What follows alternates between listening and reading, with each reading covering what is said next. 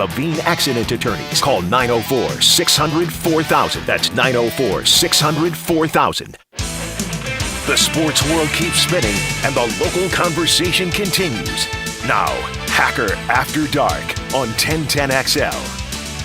And a very good Wednesday afternoon to you, Jacksonville. It is Hacker After Dark, 1010XL, 92.5 FM. And for Rick Ballou the rest of the week, glad you are with us. We have a ton to do here on a Wednesday night edition with Dylan Denmark. I am the Hacker, Ryan Green. A couple of things right out of the gate as we run down the guest lineup for you. In about a half an hour, a little over a half an hour, we're going to catch up with a lot of former Jacksonville Jaguars over the next days and probably week to week and a half leading in to Jaguar training camp. Got some surprises from the Wayback Machine in the mid to late 90s and more recent guys as well. Tonight, actually, we started it last night. If you missed our show last night, we had former Jaguar defensive end Reggie Hayward. Tonight, former Jaguar kicker Josh Scobie will join me in about 35 minutes' time. We'll kind of go down memory lane with Josh a little bit, but more so I want to talk about the 2022 season, kind of a turning of the page, if you will, maybe a different chapter of Jaguar football that will finally be written. Is the last 15 years of ineptitude finally over? Now with Doug Peterson, Trevor Lawrence coming into year number 2. I certainly hope so. All the former Jaguars I've spoken with certainly hope so as well. We'll continue that with Josh Scobie tonight in about 30 to 35 minutes. 7:15, former Florida Gator tight end and a member of the Gator Radio Network, Tate Casey, will join me. You hear him on the sidelines on the Gator Radio Network. He of the Tebow jump pass against LSU back in 2006. We'll talk to Tate Casey about Billy Napier. We'll talk to Tate Casey about the 2022 Florida Gators. And I also want to talk to Tate Casey about Mick Hubert. Tate's worked with Mick the last couple of years. Of course, Mick hung it up earlier this offseason, so we got a lot to get into with Tate Casey coming up at about 7:15. And at the bottom of the 7 o'clock hour, our AFC South preview continues. We were in Nashville last night. We're in Houston tonight with Seth Payne, former Jaguar defensive lineman, former Texan defensive lineman. You hear him on Sports Radio 610 out in the Houston area. We'll talk about the Texans. It looks like it's clearly a rebuild mode. What does Seth Payne think about Houston's chances in 2022? And I'm also going to talk to Seth about Tony Boselli. Seth Payne, Gary Walker, and Tony Boselli are kind of forever linked, if you will, because those were the three guys that Texans drafted in the expansion draft. There in 2002, they got the Jaguars out of the, quote, salary cap hell. Remember that? About 20 years ago? So Seth certainly has a unique thought or two on Tony Boselli going in to the Hall of Fame here in a couple of weeks. Speaking of Tony Boselli, we have an awesome series beginning for you on 1010XL's social media platforms, YouTube, Twitter, Facebook, you name it. The Book of Bo will kick off Monday, July 18th with episode number 1. I think it's, a 7-part series leading in to his induction into Canton, Ohio. Mia O'Brien's been a big part of putting that together. She will join us in about 15 to 20 minutes to set the scene for you for episode number 1, The Book of Bo, which, again, is all about Tony Boselli going into the Pro Football Hall of Fame. So as you can see, we got a lot to do tonight. We also start each Hacker After Dark with a big deal of the night. And Dylan Denmark, let's do that right now. Time now for the big deal of the night. What's the big deal? What is the big deal? No big deal. It is a big deal. On Hacker After Dark. You know, it struck me earlier today as Big 12 Media Day is going on. Of course, SEC Media Day is next week. ACC, I think they call it the ACC Kickoff. That is next week as well. We are on the doorstep of college football. What is today? July 13th. Let me do some quick Wolfson math here. We're 45 days away from the first Saturday of college football. And are you kidding me? Among the games on that opening Saturday, Duquesne and Florida State. It doesn't get much bigger than that. At Doak S. Campbell Stadium, Duquesne's going to walk out of one tunnel. Florida State's going to walk out of another tunnel. and they're going to get it on in the state capitol. So we're only 45 days away. And what struck me today, watching some of the Big 12 Media Day coverage, all the preseason magazines are coming out. In fact, we're going to have Phil Steele on this program scheduled for tomorrow. He of the Phil Steele magazine. And if you're a college football fan, you certainly know what that is. But what struck me is for 5 months now, basically, we've talked about new head coaches, Billy Napier, Mario Cristobal, Brian Kelly, just to name a few. We've talked about NIL. Good grief. Holy moly, have we talked about NIL this entire offseason. We've talked about collectives, right? All sorts of collectives out there. The recruiting trail. Transfer portal. Everything. Conference expansion with USC and UCLA going to the Big Ten. Conference schedules changing. The ACC's already announced their schedule will change beginning next season. The SEC has sent out some feelers about changing their schedule up, beginning when Texas and Oklahoma enter the conference. You name it, we've talked about it over the last 5 months. What I cannot wait for, and what I'm going to find unbelievably refreshing, and I saw it today a little bit at Big 12 Media Day, but that's not where my heart, my passion lies. I don't live and die with Texas Tech Red Raider football. I don't live and breathe TCU Horned Frog football. Even though I respect Dave Aranda, the Baylor Bears just don't do it for me. Obviously, the SEC and the ACC is what I love and what a majority of you love. But what I found refreshing today, at least watching parts of Big 12 Media Day, is we were actually talking about football. What a concept. We were talking about quarterbacks, right? Remember them? And running backs and tight ends and wide receivers and wins and losses and rivalries and stadium atmospheres. They were talking college football today at Big 12 Media Day. And, of course, there were NILs and collectives and transfer portals, and as you expect there would be, and there will be at all the other conference meetings.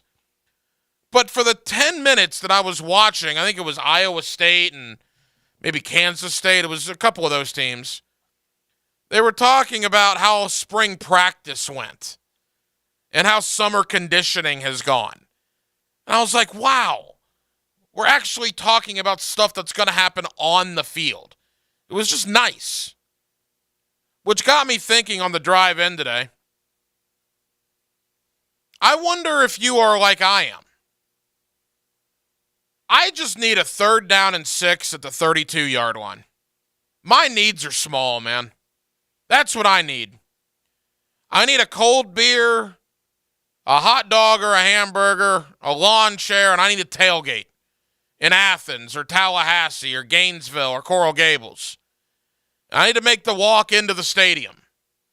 And I just sit down and see friends that I haven't seen since last year. And I need to see my team run out of that tunnel, regardless of who is your team. They need to run out of that tunnel and all the tradition and the pageantry and the atmosphere that makes college football what it is.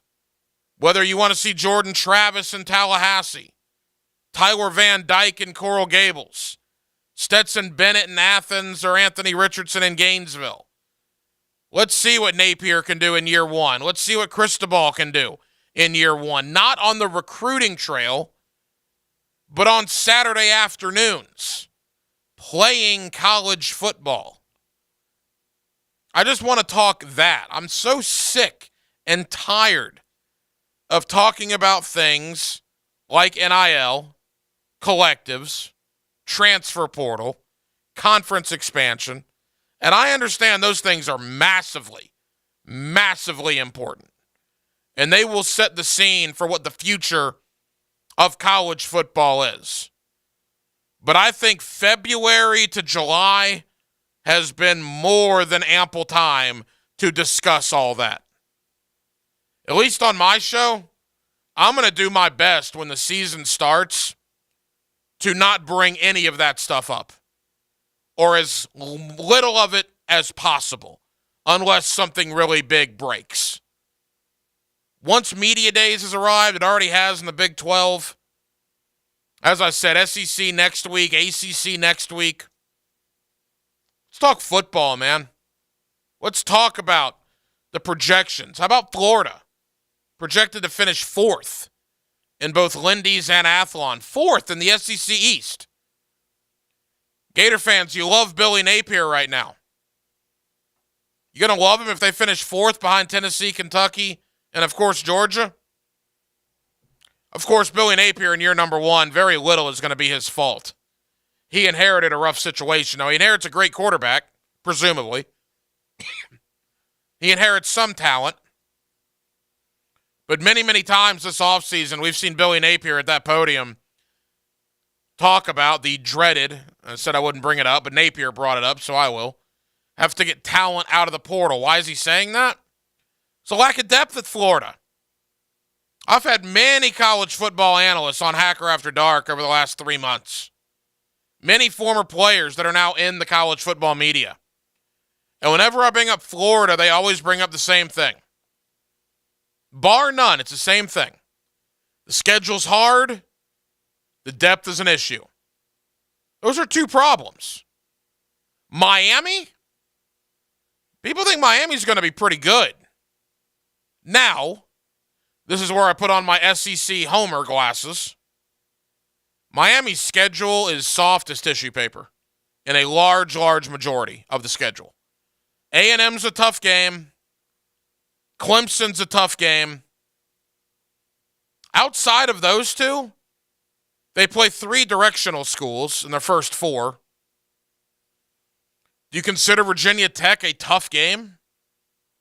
Is North Carolina, without Sam Howell, a tough game? I don't know. It depends what you think on the ACC. But to me, expectations for Miami should be high because of all the games, the 12 games they're going to play this year, they're going to be the favorites in 10 of them. They'll be an underdog at A&M, and they'll probably be an underdog at Clemson. I bet they're favorites in every other game. Florida State, I'm hearing the same thing with you about the schedule. Like Florida, it's a tough schedule. NC State might have the best football team they've had in Raleigh in decades. Wake Forest is going to have one of the best offenses in the nation. Louisville's got a terrific quarterback. So think about that. I just brought up Louisville, NC State, and Wake. That's not even mentioning Florida State's games against Clemson, Miami, Florida, LSU, Boston College. It is a tough putt for the Noles this year. I understand you want Mike Norvell to win. I understand Mike Norvell needs to win, needs to get to a bowl game. Right now, based on what we know right now, I don't know if you can find me 7 wins on the Florida State schedule. You might get to 6, which is all you need to get to a bowl game. I'll give you Duquesne, I'll give you Louisiana, I'll give you Syracuse, I'll give you Georgia Tech. That's 4. Find me 2 more wins that Florida State fans you think are guarantees. LSU, Florida, Miami, Clemson, Louisville, NC State, Wake, Boston College. Are there 2 certain wins in there? I don't know. And that leaves us with Georgia. I got a text last night from Duval Dog. Love the Duval Dog. Appreciate you listening, my man. On the 1010XL text line, designed by Lifetime Enclosures, we don't talk enough about Georgia. Well, they are the defending national champion. I think we've spent a pretty good amount of time on them. But I'm fascinated. They had 15 guys drafted. They had others leave via graduation, via transfer. What's Georgia going to look like? They begin with Oregon, and I can tell you, talking to people out in the Northwest, in Pac-12 territory, they think Oregon's going to be pretty good. They think Oregon could do to Georgia what they did to Ohio State last year. Remember, Oregon beat the Buckeyes. Could Oregon pull off a second shocker in back-to-back years? You know what we've just done for the last 5 minutes? We've talked college football. I enjoyed it. Hope you did too. Little reprieve from NIL, collective, conference expansion, etc., etc., etc. 641-1010 is the phone number. If you want to get involved on Hacker After Dark, you are more than welcome to do so via the phone line, via the text line, again, designed by Lifetime Enclosures. We are also streaming for your viewing pleasure every night on the 1010XL YouTube channel.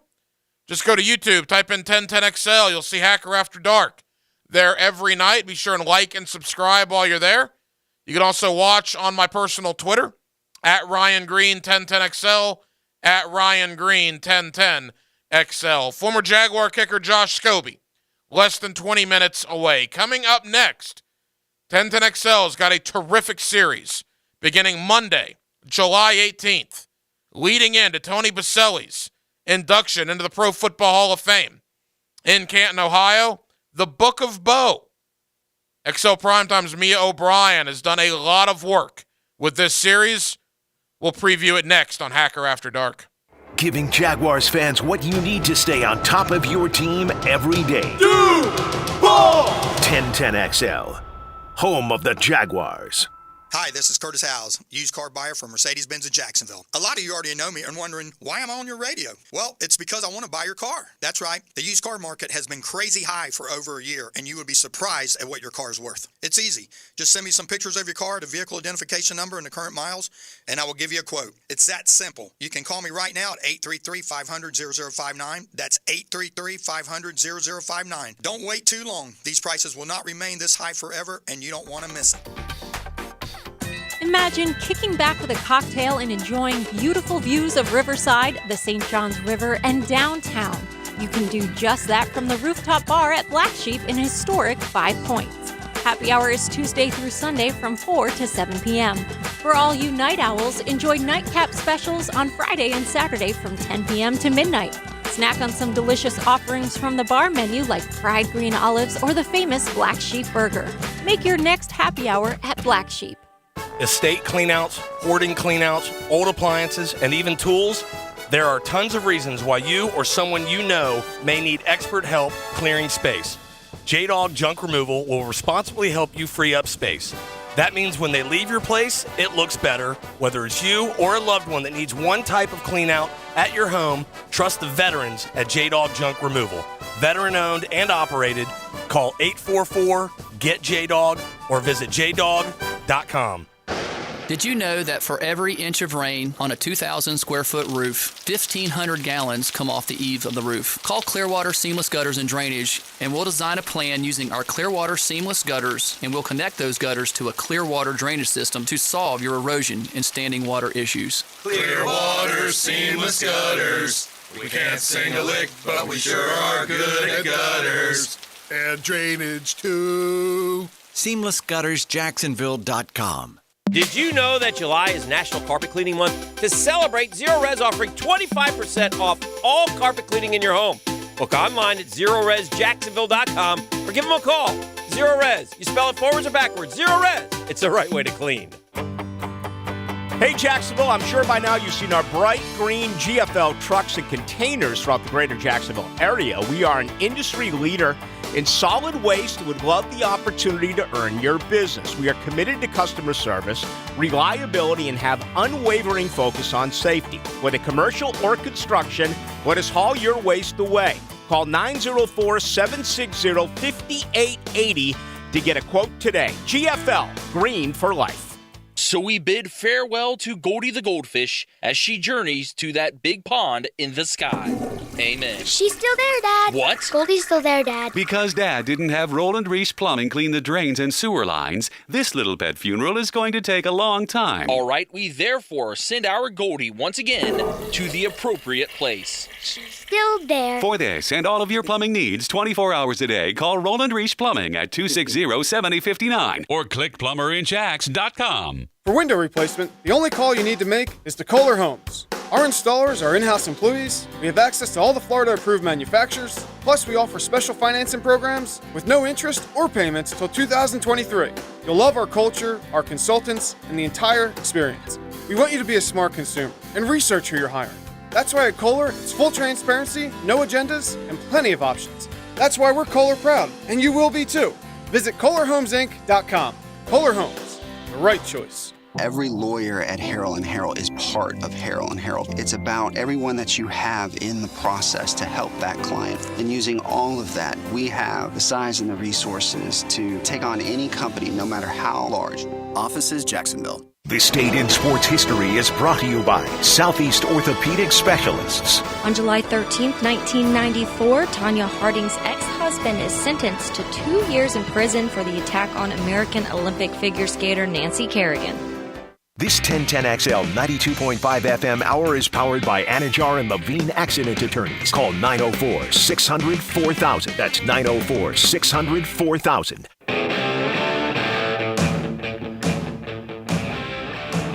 Hacker After Dark on 1010XL.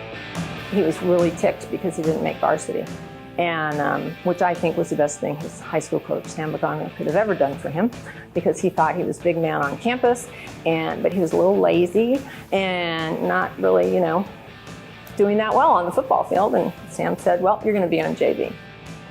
That was Tony Baselli's mother, Candy Hodgkins, coming up. Book of Bo podcast episode 1 will drop this Monday, or I guess next Monday, July the 18th.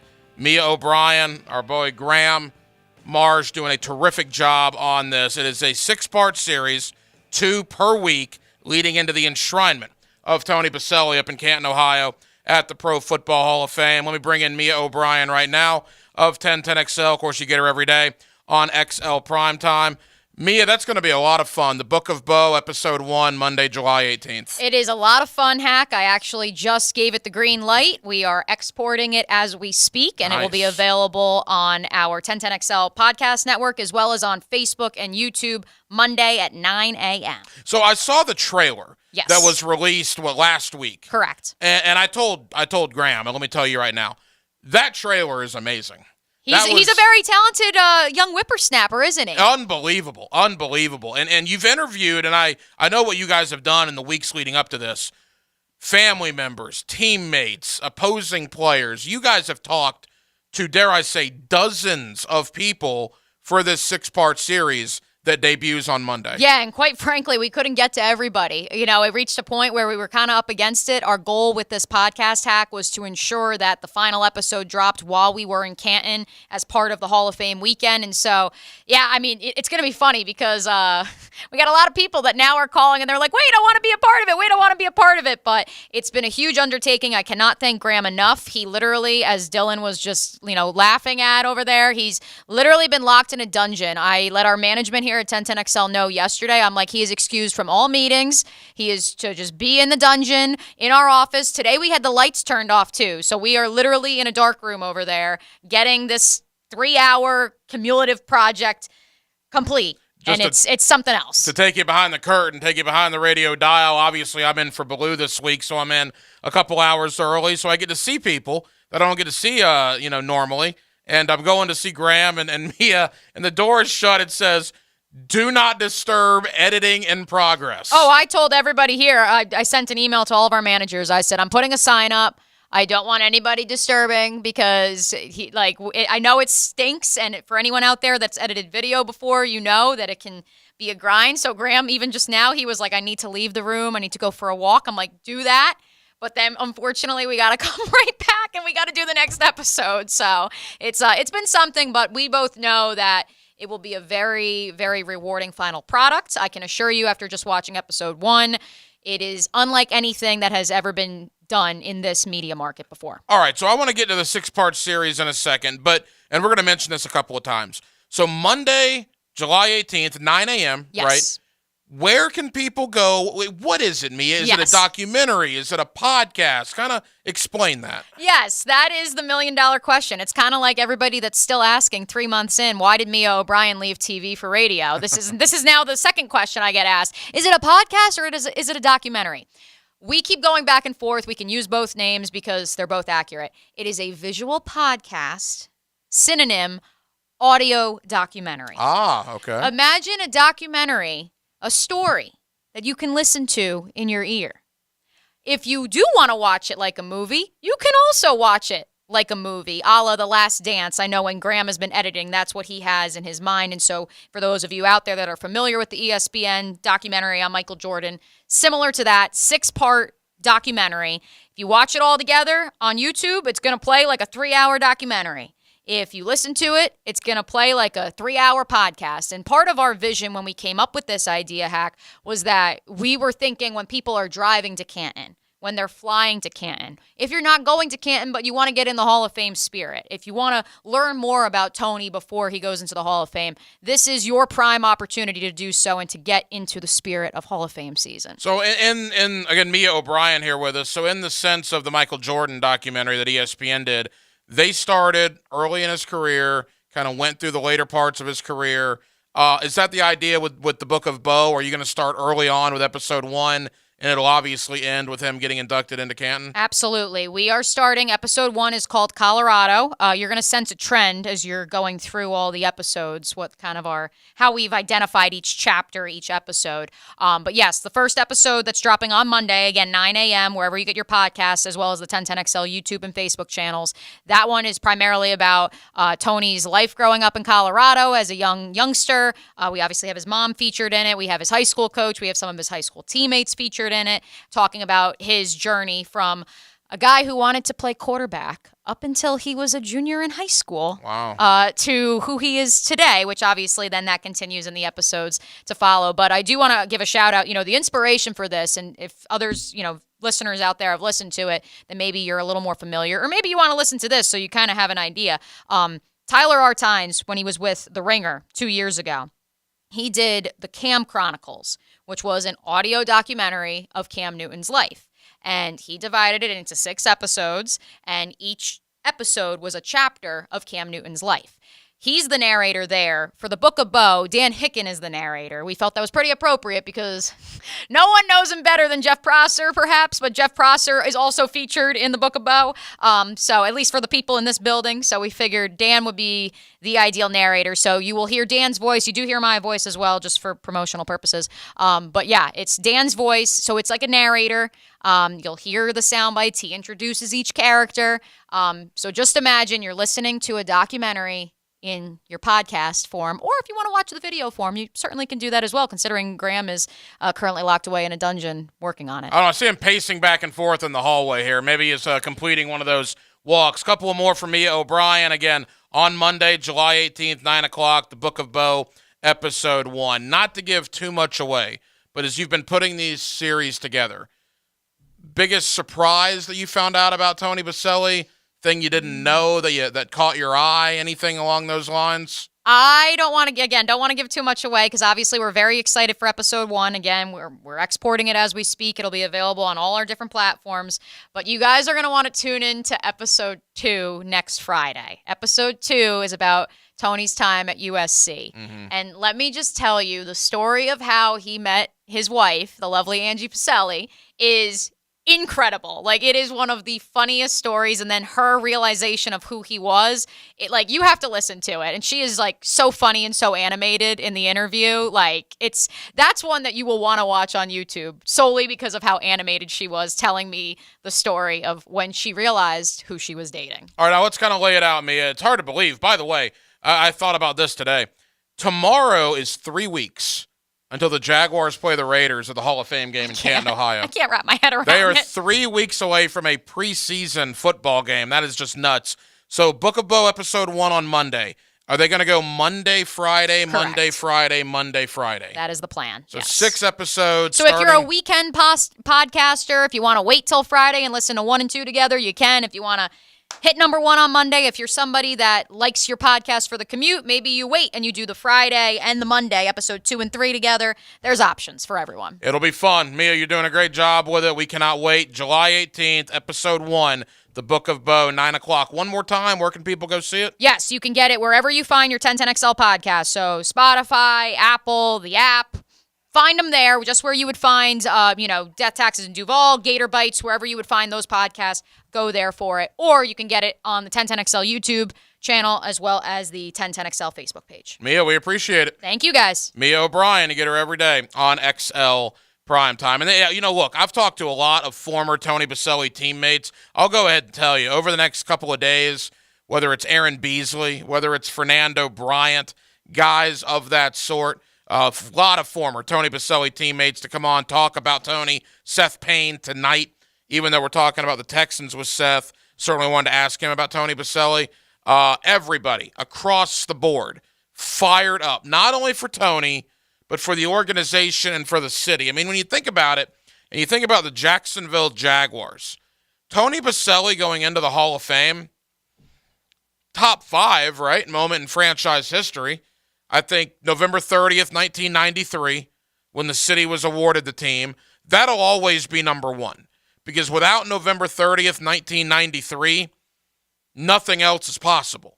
So it's going to be hard to knock November 30th, 1993 from that tier. After that, the win in Denver, the drafting of Trevor Lawrence, Tony Baselli going into the Hall of Fame. I mean, to me, it's a top 5 moment for this franchise, and it's a big moment for the city. And maybe, looking down the line, maybe small market, little old Jacksonville has now busted through that wall a little bit, and all the energy and all the passion that Jaguar fans and media members put into getting Tony into Canton, Ohio, after he is enshrined there, rightfully so, takes his rightful spot, maybe that energy then will begin to shift to Fred Taylor.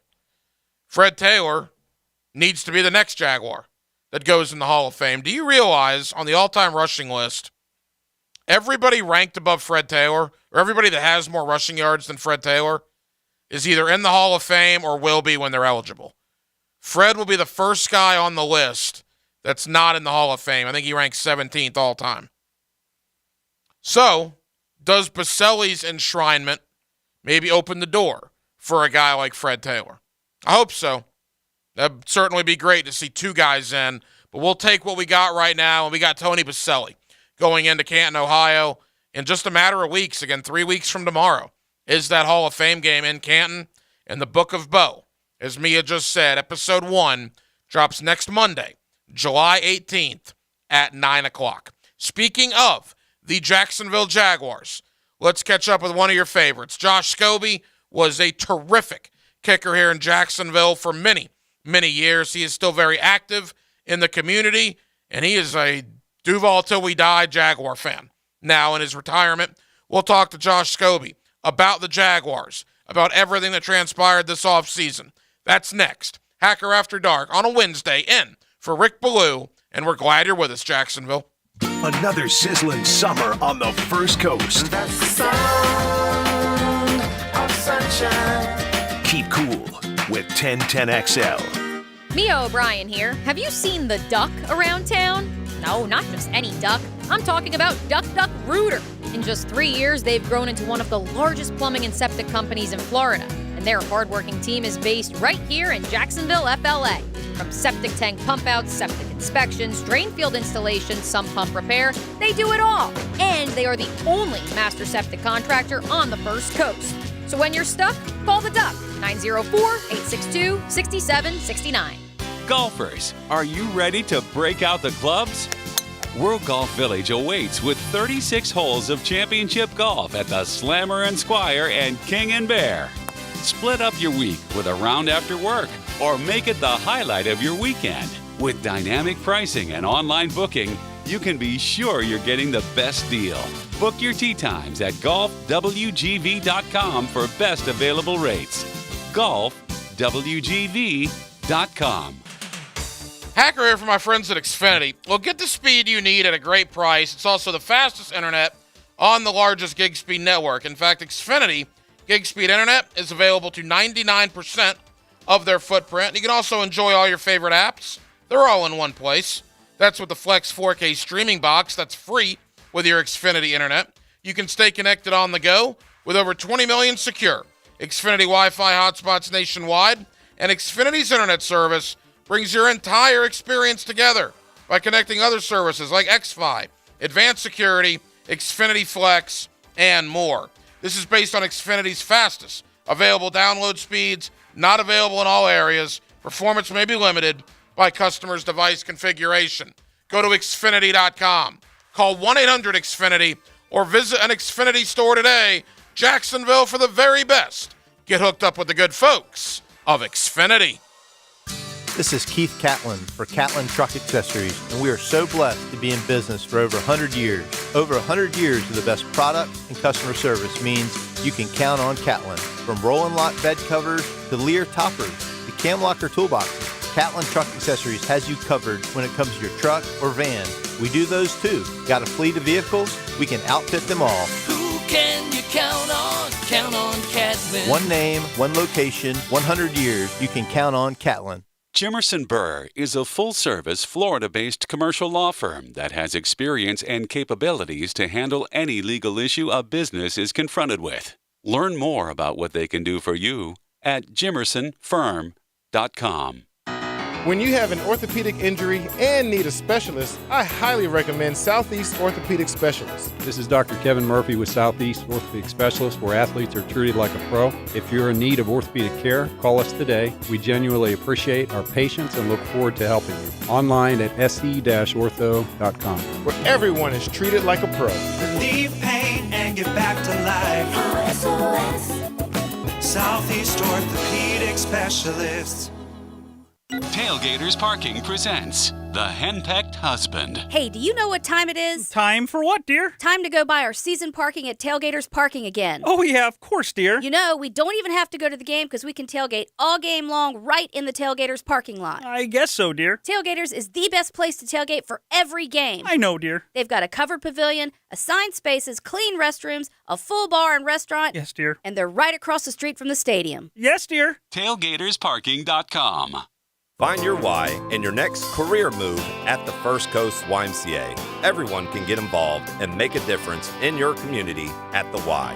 And if you'd like to turn your passion into a fulfilling career, the Y is an equal opportunity employer and is now hiring youth program leaders, lifeguards, swim instructors, and more. Plus, Y staff enjoy benefits including free YMCA membership and free childcare while you work. Find your passion, find your why in a career at fcymca.org. Beaches Jewelry and Pawn is ready to help. If you need extra cash or a quick loan, Beaches Jewelry and Pawn has cash in hand. They also love to buy items of value. They need gold, silver coins, and flatware, jewelry, guitars, and of course, guns. I'm Jeff McCall for Trustline Mortgage, along with my business partners Alan Tyre, Bill Pappas, and Ken Rimley, have been in business for 32 years. We've seen some incredible mortgage markets. Many of our clients took advantage of these markets to refinance their properties. They lowered their payments, took cash out for college tuition, did renovations, shortened their terms, got rid of their mortgage insurance, even consolidated their debts into one easy small payment. Well, that opportunity is here again right now for you. These rates are extremely low. However, the market is starting to move in a different direction. Inflation, as you know, is already here. Look at the cost of gas, milk, lumber. Don't miss out because you put it off and didn't call. No one wants to hear years from now, I shoulda, I coulda, I woulda. Be a person that gets things done. Call Trustline Mortgage now at 381-LOAN. I'm serious. Call 381-LOAN now while it's fresh on your mind, or visit our website at trustlinemortgage.com. Trust your instincts and follow the line to Trustline Mortgage. Certain restrictions apply. See office for details. Trustline is an equal housing lender. NMLS number 331480. SEC football. It's Division I football! Griffin Service SEC Football Media Day's best of interviews are brought to you by Instant Keys and Coastal Equipment. And that's football! Catch the best interviews on demand at 1010XL.com. This 1010XL 92.5 FM hour is powered by Anajar and Levine Accident Attorneys. Call 904-600-4000. That's 904-600-4000.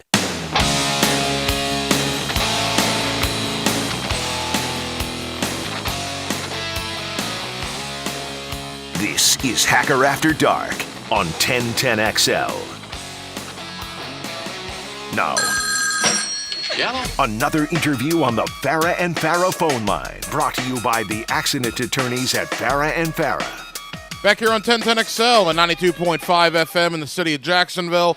We are glad you are with us. We are inside of 2 weeks before Jaguar training camp. Doug Peterson in year number 1, Trevor Lawrence in year number 2. What an offseason it was for the Jaguars. Let's look ahead to the 22 season, and we'll take a look back at the offseason that was with former Jaguar kicker Josh Scobie, always kind enough to join us here on 1010XL. Josh, thank you for the time, man. How are you? Oh, doing great, Hacker. Thanks for having me. Hey, Josh, always appreciate it. And look, a guy like you, a guy that played in Jacksonville for as long as you did, you've remained in the community. You are certainly a Jaguar fan now. What did you make of the offseason, from the hiring of Doug Peterson to all the free agents? Certainly there was not a lack of news this offseason here in Jacksonville.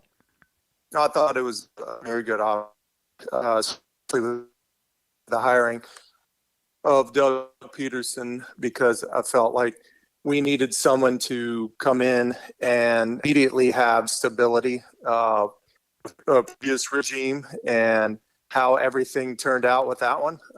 It was a bit of a comedy show. I think Doug is going to bring stability and a lot of leadership that has resulted in playoff opportunities, Super Bowl win, and success, and someone who played in the league for a long time. He's been through pretty much all of it, and I really like the free agents they signed. I like what they did in the draft, and I think things are looking up and looking positive, and it could be an exciting season. You know, the interesting thing, Josh, again, Josh Scobie, former Jaguar kicker here with us on 1010XL, you go from whatever that was last year in Urban Meyer to a guy that has, like you said, a Lombardi trophy, a guy that took a young quarterback in Carson Wentz and got the maximum of his potential. What is that going to be like in that locker room? What do you think that has been like for the guys that were here last year with Urban and the way that went down to now the stability with Doug Peterson? That's got to be a night and day situation. Oh, like you said, it's night and day, and I'm sure they've had plenty of meetings so far, and pretty much everyone on the team has Doug spoke. And if anyone who is still on the team from last year that heard Urban speak in team meetings and any, closed setting, hears Doug speak, it's going to be night and day, and in a positive way. And I think they're going to have a lot of positive momentum going into training camp, and they're going to feel good about what they're doing. And I think it was the exact opposite with Urban, that they dealt with an off season of not knowing where they stood, everyone getting negative comments about them, and just not really feeling certain about their position on the team. I just feel like Doug is going to bring this leadership level that's completely different than Urban's, and who's someone that has done it in the past in the NFL, that has credibility, that has a great reputation for being not only a great coach, but a great man and a great leader. And, we can only look up from here, especially from last year. Josh, like I said earlier, you're certainly a fan of this team now. Did they do enough this offseason to help Trevor Lawrence, from Christian Kirk, Zay Jones, Evan Ingram, Brandon Scherf on the offensive line? They get ETN back. Do you think Trevor now is in a position to have more success because of better weapons around him? He's definitely in a better position than he was last year going into training camp. And obviously the Jaguars put in a lot of money into free agent acquisitions. And, that's something that, fans are going to scrutinize for how much they paid for these. But what, fans fail to understand is that, inflation is a real thing in the NFL. It's extremely higher than the average person. So they did pay a lot of money for these players, and now these players are expected to come in and do well. And if they do, it's only going to enhance what Trevor has and his game. And hopefully they've been doing a lot of things in the offseason together, as a position group as quarterbacks, receivers, tight ends, and I like what they did, to tell you the truth. And I'm just hoping it pays off on the field. A couple of more for former Jaguar kicker Josh Scobie. To Trevor Lawrence. Here's a guy that came in with Urban Meyer, all the excitement. Look, I was guilty of it as anybody was. I was fired up 365 days ago, and it was a complete disaster. And you look at Trevor's rookie year, 12 touchdowns, 17 picks. How much of that was lack of talent around him? How much of that was the nonsense that was going on behind the scenes with the coaching staff? Josh, do you take anything out of Trevor's rookie year, or is it almost like a do-over now that Doug Peterson's here? What I take from Trevor's rookie season is the fact that he held it together mentally and really tried to rally the team and do as much as he could with everything going on around him in terms of what Urban was doing and, just the way that he treated people and, the things that I've heard from the inside information and whatnot. I think Trevor did a great job of really holding it down. And, obviously they didn't win very many games and Trevor's stats weren't what we wanted them to be, but he was put in a situation being the number one overall pick where there's a reason you're the number one overall pick is because the team is not very good around you.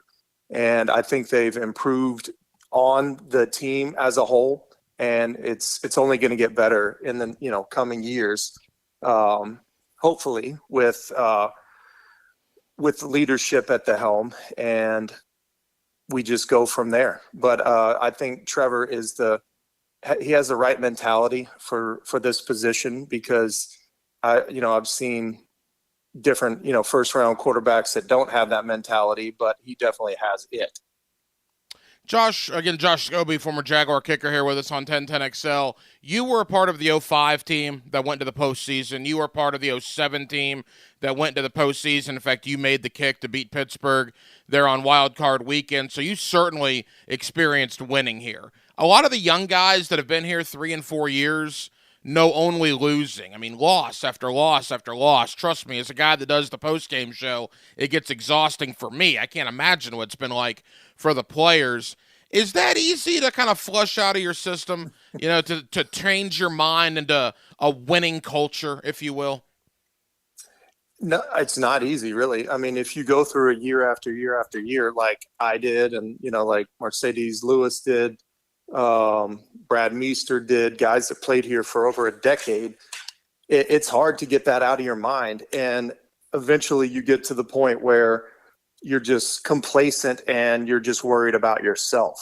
And hopefully we don't have too many guys on the team like that where they're just worried about making the money and not worried about the team aspect of it. And I'm hoping that Doug Peterson has that mindset that he brings, that we're going to change this culture and we're going to do things the right way to turn this around, because they do have the big position players in place right now that can change that. With Trevor Lawrence, with Josh Allen, with those two guys on each side of the ball, I think they have a chance at changing the mindset. And, fortunately we have a lot of younger players that aren't used to losing, and they probably came from a winning culture. So hopefully that gets changed a lot sooner than you would think. What was your reaction to the drafting of both Trayvon Walker and Devin Lloyd going defense in the first round? I was completely fine with it. Obviously a lot of people thought it was going to be Aiden Hutchinson, but I think Trayvon Walker could be just an athletic freak. And, a lot of people draft just on athleticism. But I think he's a proven player and just a stud. And obviously with Devin Lloyd too, just a freak of nature. And unfortunately I've gotten to meet both of these guys and stand next to them, and they are freaks. They look like just physical specimens, and we're hoping that they pan out. But they both had really good attitudes and very positive, and they were wanting to bring the culture of winning back to Jacksonville, and hopefully that happens.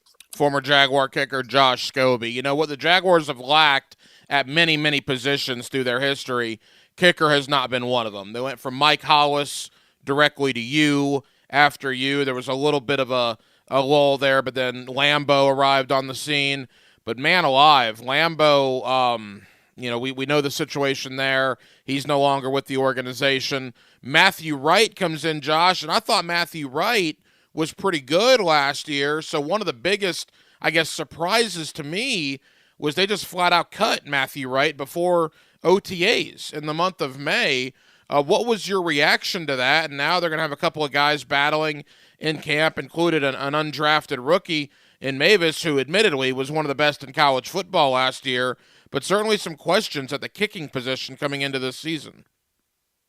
Yeah, I was pretty surprised whenever they cut Matthew Wright. I thought he did a very good job last year, and that's just the outside looking in. But obviously, he lacks the big leg strength for kickoffs.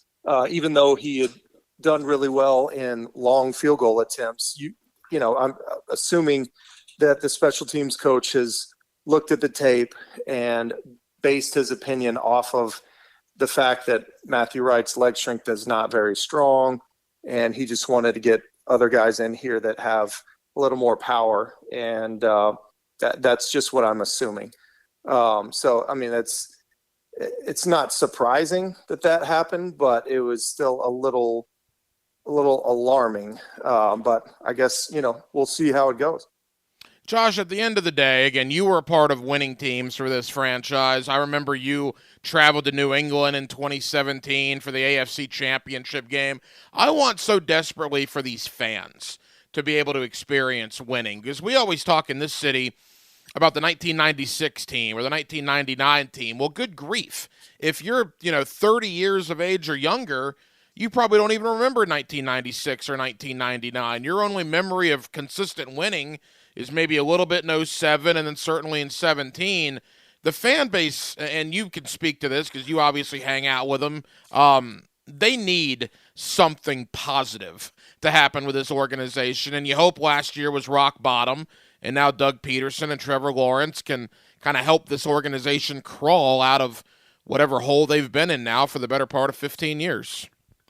Yeah, it's definitely a fan base that needs some wins and needs something to happen, because it's kind of like a powder keg just waiting to explode. And I think I actually tweeted something about it previous to the 2016 or 17 season, just about the fan base. And, if the team started doing well, just how much they were going to come alive, because it's a very passionate fan base. I mean, extremely passionate. If you go against someone on Jaguars Twitter, you're going to get roasted in a hurry. Yes, you are. Yeah. And, I'm a part of that too, because I'll roast you as well. And, it's because I'm passionate about this organization and about the team. And, I know a lot of these fans here on Twitter and in person, and I just know how passionate they are. The money they've spent to represent this team, to support this team, and so many people in this city and around Florida and around the country that love the Jaguars, that just want to see them succeed. And when the team does, it's going to be an explosion of passion, and I can't wait for it. And I'm just hoping it happens sooner than later. Former Jaguar kicker Josh Scobie. Josh, how's the golf game? I'm assuming you're getting out there quite a bit this summer. Quite a bit. It's a little too hot right now to play. It's just, how much do you want to sweat today is the question. Every time I think about playing golf right now, I just start sweating. It's hot. There's no question about that. I was just up in the state of Maine. They were complaining about 80 degrees. I said, fellas, come on down to Florida for a little bit. I'll give you something to complain about. Yeah, come on down for one day and you'll stop complaining. No question about it. The golf game is good right now. I have a tournament coming up in a couple weeks, and so just kind of gearing up for that. Fortunately, I'll be in Idaho, which will be a lot cooler than Jacksonville, but I always say I'd much rather be really hot than really cold. So this is why Jacksonville's home for me. one of the fan favorites here in Jacksonville, former Jaguar kicker, Josh Scobee. Josh, thank you for the time, brother. Always appreciate it. We'll do it again soon. All right, thanks, Hacker. Always grateful to have Josh Scobee on Hacker After Dark here on 1010XL and 92.5 FM. And, you know, when you think about the Jaguar offseason, right, and you look back at the Jaguar offseason, the Matthew Wright situation is one of the more interesting ones because now, coming into training camp, what are we talking about? We're talking about battles, right, going into training camp, the biggest position battles. Walker Little, Jawan Taylor is the one everybody talks about. Will there be a battle between Luke Fortner and Tyler Shatley at the center position? Arden Key, Calebon Chason, is there any battle there? But the kicking situation here in Jacksonville is one that needs to get solved pretty quick. You got two relative unknowns. Quick, if you're a diehard Jaguar fan, a bleed black and teal Jaguar fan, who are the two kickers on the training camp roster? Anybody? Bueller? That's what I'm talking about. You got unknowns with the kicking situation here in Jacksonville. So that's going to be a battle. That's going to be a competition moving in to training camp. And no one's going to think about it until you're in Washington on the second Sunday of September, week 1 of the regular season, and you're down 23-21, and you got to make a 46-yarder to win the game. And then it's obviously a very important situation. So, yeah, the kicking game is something to monitor here in Jacksonville when training camp begins and certainly when preseason football gets underway. 1 hour down, 1 hour to go. Here on Hacker After Dark, we're in for Blue the rest of the week. We're with you until 8 o'clock tonight with Dylan Denmark, the Hacker Ryan Green with you. As always, you can stream us on the 1010XL YouTube page and on my own personal Twitter at Ryan Green 1010XL. At the top of the 7 o'clock hour, we'll get into the world of college football once again. CBS Sports last night put out their annual hot seat rankings for every Division I college football coach. Every one of them. Billy Napier and Mario Cristobal, obviously in no danger. Heck, they haven't coached a game yet. Where did they have Mike Norvell in Tallahassee? We'll tell you next on Hacker After Dark. We live where they vacation. I got my toes in the water, toes in the sand. Not a worry in a world of cold beer in my hand. Life is good today. 1010XL. Life is good today. Here's Linda Beaver. Have you ever regretted buying a car? Is the idea of shopping at a dealership scary? We want you to know that you don't have to feel that way, and I promise that Beaver Toyota and Beaver Chevrolet will provide the wow experience and peace of mind you deserve.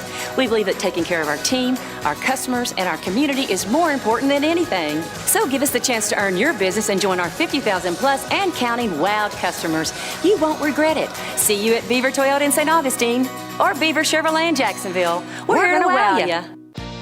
I'm Glenn Levine, a board-certified civil trial lawyer. That means the Florida bars recognize me as an expert in the field of civil trial. As a trial lawyer, I'm trained to investigate every aspect of your case. If you've been involved in a legal dispute and are not sure of your options, call me, Glenn Levine, at the law offices of Anajar and Levine at 904-600-4000. That's 904-600-4000 for a free consultation. And take back control of your life.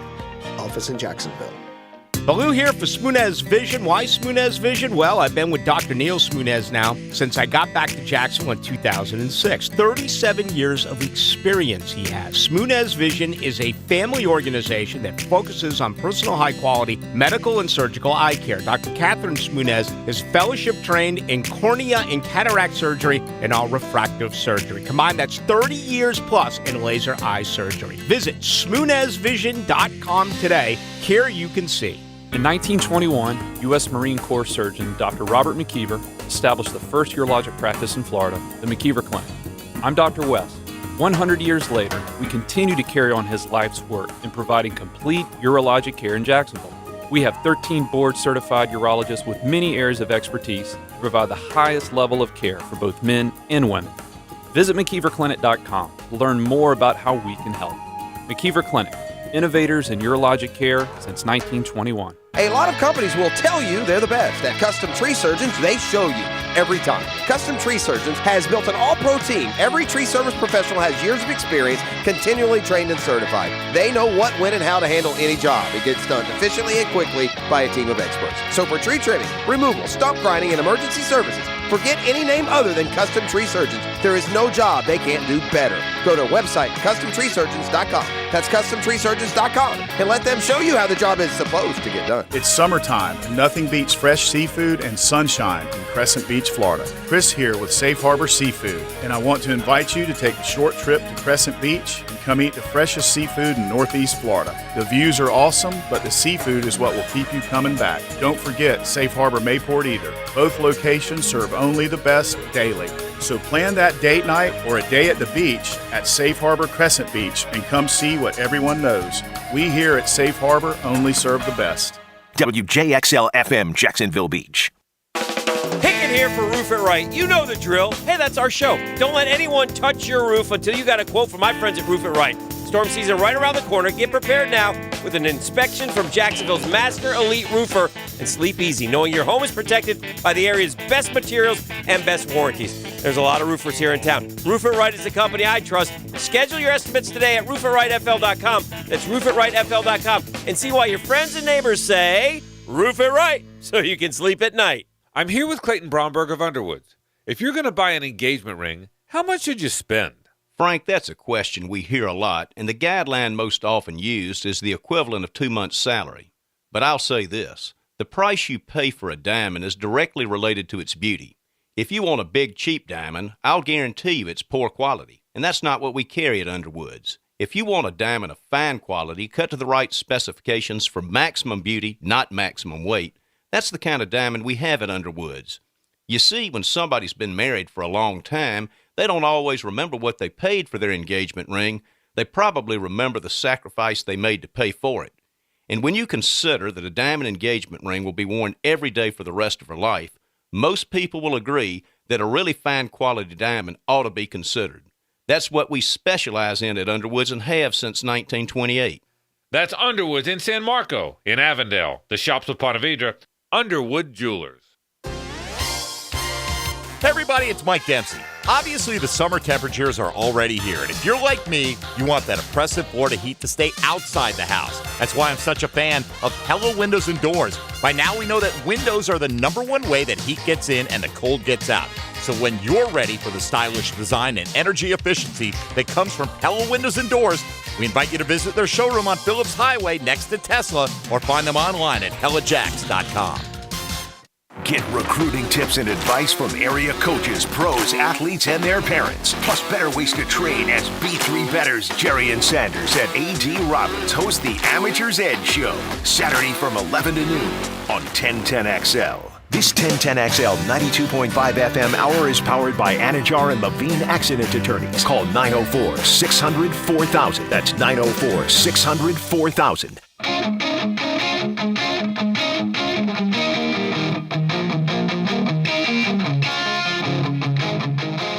It's Hacker After Dark on 1010XL. 7 o'clock hour has arrived. Glad you're with us. Hacker After Dark on a Wednesday. 1010XL 92.5 FM, and for the vacationing Rick Ballou. We're about 6.5 hours away from St. Andrews, the Open Championship. Haven't talked a lot about it this week. Certainly there's intrigue with Tiger Woods playing over there. I love the Open. I absolutely love it. I love, you can wake up. I mean, they're going to, like I said, tee off at 1:30, 2 o'clock a.m. Eastern time. But you can wake up tomorrow morning, 6 o'clock, 7 o'clock, whatever, and you'll have golf on for the first, 5 to 6 hours of your day. Absolutely spectacular. But what I find interesting, and let me put this caveat on it. I'm a casual golf guy, to say the least. I mean, I love the players, and I love the majors. I'm not going to watch a lot of other tournaments, but I do watch the big ones, and I do thoroughly enjoy the big ones. And in fact, we'll have Open leaderboard updates tomorrow morning here on 1010XL and 92.5 FM.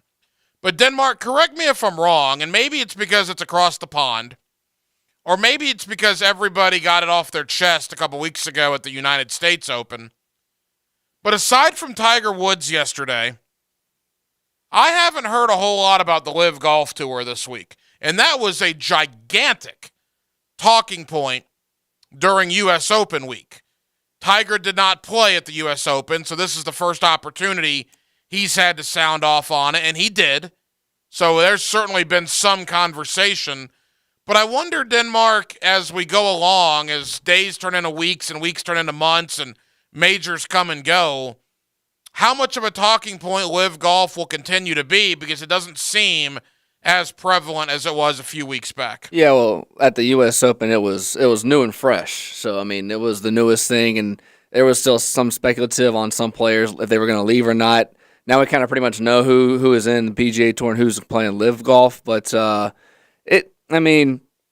think it's like anything else. The new thing is the most talked about thing, and then it just wears on you. They play their second event, what was it, in Portland, Oregon, and not many people watched it, although I think DJ won. I can't even remember now. Who won it. Yeah, no idea. I know DJ was near the leaderboard if he didn't win it, but there was it was the typical 50 to 80,000 people watching on YouTube, so it's just not getting a lot of publicity that I guess most people thought it would, even though it was talked about a lot going into it. Yeah, it's certainly interesting. I just think the lack of conversation about it this week, now that I think about it, somewhat telling, but there's so many other things to talk about. St. Andrews, the 150th Open? Good grief. The fact that Tiger is over there. I'll be locked in. There's no question about it. I hope Tiger can get in contention. What a story that would be, as he returns to the Open, returns to St. Andrews, and if he were to win at probably the most magical course in the world, dare I say, certainly in Europe. I mean, you think about the best golf courses in the world, Augusta National, Pebble Beach, St. Andrews, take your pick. It's certainly in the conversation, if not the best one going. But yeah, Tiger tees off at 10 a.m. tomorrow morning. The tournament gets underway at 1:30 this morning Eastern time.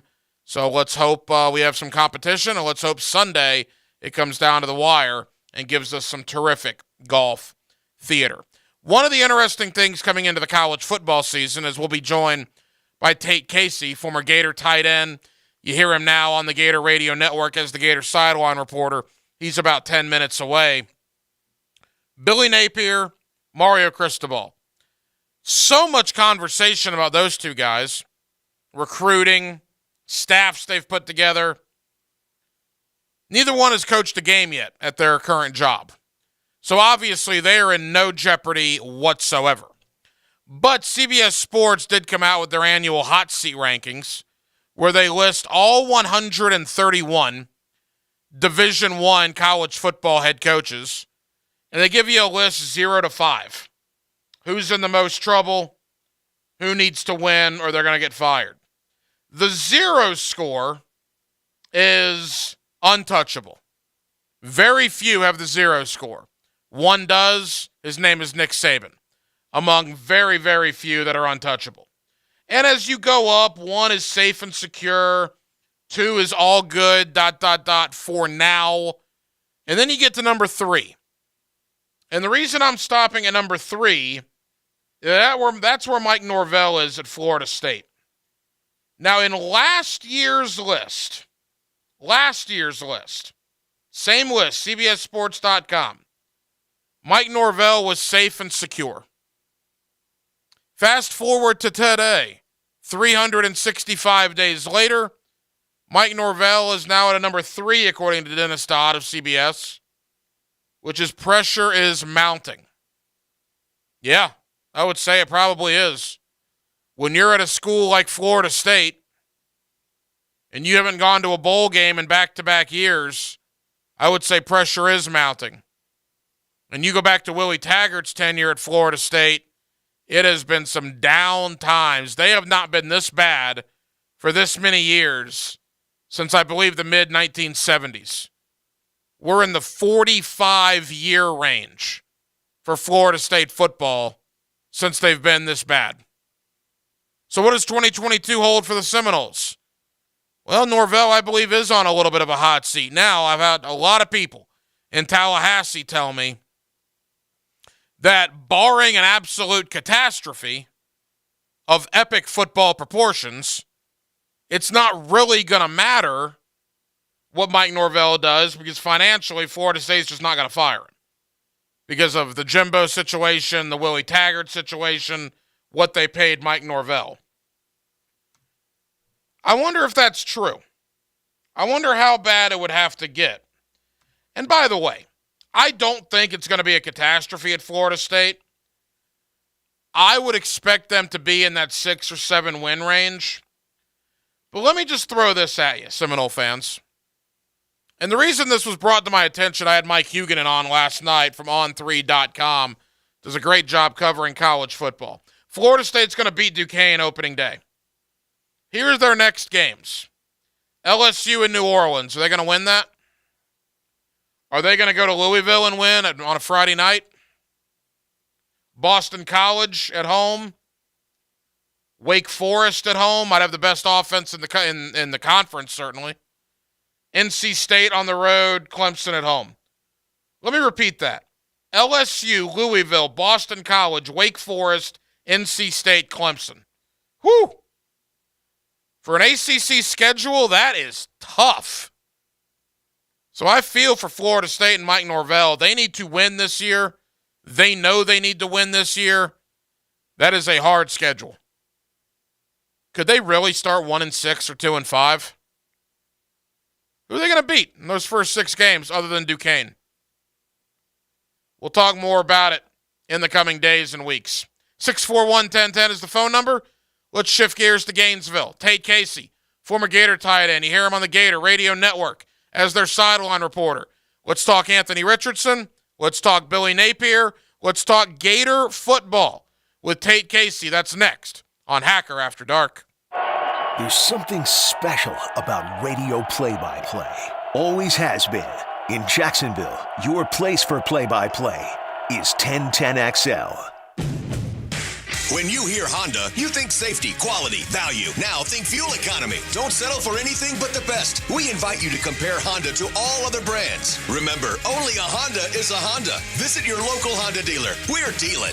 One of the best things that happened here over the past year is the arrival of QC Kinetics. Hey, it's Leon Searcy here. QC Kinetics is giving relief every day to folks here with chronic joint pain using the latest advancements in regenerative medicine. They harness the power of your own body healing properties, like in your blood or plasma, concentrate them and apply them to your affected joints. The results can be mind-blowing. These regenerative treatments are designed to repair and restore your damaged tissues so that you can move again without pain. Play golf, tennis, run, walk upstairs without hurting. The success rate is incredible. QC Kinetics is growing now with clinics in Mandarin and Ponte Vedra. Folks here are getting real relief with no drugs, no steroids, no surgery. Discover the exciting all-natural, advanced natural options that we now have access to. Thanks to QC Kinetics. It's a free consultation. See what your options are. Now in Mandarin and Ponte Vedra. Call 904-274-5522. 904-274-5522. That's 904-274-5522. Dell's Black Friday and July sale is here. Power productivity with a tech refresh. Now with up to 45% off top-rated laptops like the XPS, along with our special deals on business desktops with Intel Core processors. Get big savings on the latest servers, storage, monitors, and more with free shipping and special financing with Dell Business Credit. Upgrade today by calling 877-ASK-DELL. That's 877-ASK-DELL. Registration is now open for the 1-to-1 Greater Jacksonville Kingfish Tournament. Over $300,000 in cash and prizes available, to include first place fish winning a Contender 25 with twin Yamahas. Tournament payouts up to 20 places large and 20 places aggregate. Of course, there's big cash for prizes for lady anglers too. First place junior angler wins an Ohana 14 with motor and trailer. Register today at kingfishtournament.com. Retail therapy can turn to physical therapy after you fall and hurt yourself at a store. If you've suffered a slip and fall injury, call Fair & Farah. Our team of investigators will find out if the property owner is responsible for whatever caused your fall. We know that witnesses can vanish, evidence can go missing, and accident scenes can change. So contact us immediately. The sooner we're on the case, the better. You may be down, but that doesn't mean you're out. Farrah and Farrah. Jacksonville. Visit Cajun Crab Seafood and Bar at Regency for New Orleans-inspired juicy seafood boils. Order 1 pound of seafood, get a half pound for only $2 more. Limited items. Live entertainment every Saturday night. Cajun Crab Seafood and Bar at Regency. Are you an electrician looking for more pay and better benefits? Listen up, because Miller Electric is hiring electricians and field supervisors. Our electricians make over $30 an hour. Our field supervisors start at more than $34 an hour, both with full health coverage and retirement benefits. Come work for Jacksonville's industry leader in electrical contracting. Go to MillerCareers.com to learn more. That's MillerCareers.com. Miller Careers, an equal opportunity employer. When it comes to roofing solutions, most homeowners don't know they actually have a big variety of options. At Honest Abe Roofing, they offer a polymer-modified asphalt shingle that is guaranteed for life. This unique product can withstand 130-mile-an-hour winds, baseball-sized hail, plus it's algae-proof and fireproof. For the best roofing products guaranteed for life, choose Honest Abe Roofing, the reliable roofer. Call 341-ROOF or visit honestaberoofing.com. For all your automotive repair needs, choose to Get Famous for the triangle of vehicle safety. That's tires, brakes, and the front end. Famous Automotive and Tire. 7 locations to help you get back on the road safely. Famous Automotive. Hello, this is Father Nicholas Lowe, and I want to talk to you about letting things roll off of your back. So often we can make big deals out of things that are not really big deals. We can allow them to steal the joy of our day. But let me remind you that don't allow anyone or anything to steal the joy of today. Go out today not letting little things steal the big things that God has in store for you. For more inspiration, log on to stjohnthedivine.com.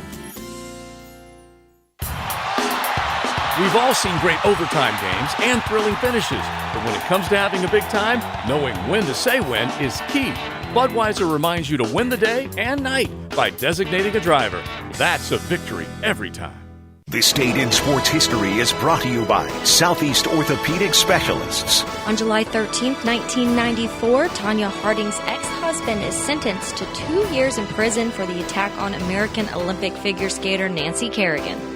This 1010XL 92.5 FM hour is powered by Anajar and Levine Accident Attorneys. Call 904-600-4000. That's 904-600-4000.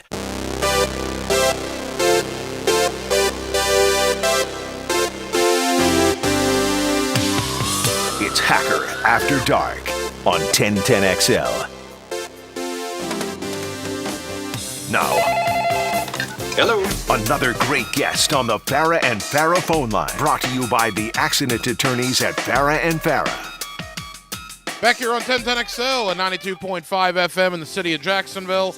We are glad you are with us. The middle part of July, SEC Media Days coming up next week. And the Florida Gators will be on the field in about 6 weeks, if you can believe that, taking on the University of Utah as we approach Labor Day weekend. With that, let's bring in Tate Casey, former tight end at the University of Florida. You now hear him as the Gator sideline reporter on the Gator Radio Network. Tate, thank you for taking time out, man. How are you? I'm doing good, man. How are y'all? Tate, we are good. Thank you for the time. And boy, before we start, I haven't talked to you in, basically the entire offseason, it seems like. Just your thoughts on Billy Napier. 6 months on the job, from the staff he's assembled to what he's doing on the recruiting trail. Tate, what do you think of the Gator new head football coach? Well, I think that it takes a lot to win over the Gator Nation when it comes to recruiting. I know that, and I think anybody who's ever been in that head coaching spot at the University of Florida knows what comes with that. For me, I think you look at the job he was able to do to close out last year's recruiting season in the short time that he had.